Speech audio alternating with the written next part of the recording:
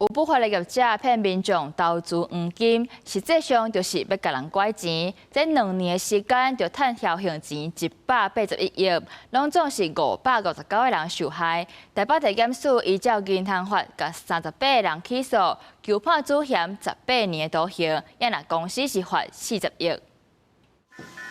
對過特勤隊早前攻入去敲找，刑事警察局進前聯合各地警方，偵破假投資真詐騙的案件。以招攬投資黃金為主力業務的姓氏金業，予人控告騙消費者購買黃金賺價差，實際是詐騙資金。2年來不法所得就超過台票181億。台北地檢署24依照違反銀行法定罪起訴，攏總38個人，其中負責人區燕吳等4個人，求刑18年，姓氏公司罰40億罰金。共執行4波查緝行動，查扣現金1300多萬，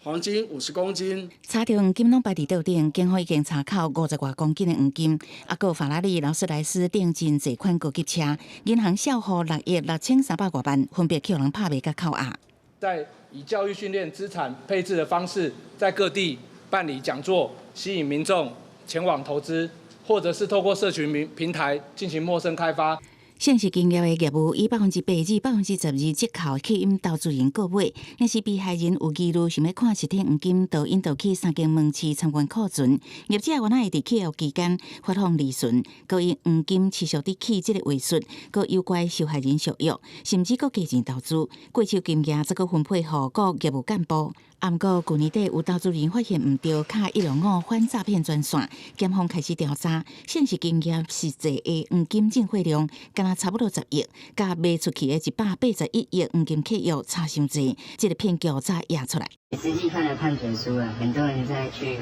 報案之後，結果後面發現好像也是敗訴，是因為也沒有辦法，因為給他們的理由是，你要當天的金價，每一天的金價，然後去算，他們才願意給你退錢。那這樣子對我們這些受害者來講，完全不公平。警方講，已經報案的被害人都有559人，但伊被害人予人詐騙上濟金額有3000萬，進前損失的金額攏總已經超過10億。刑事局呼籲唔通相信來路不明的黃金投資管道。記者採訪報道。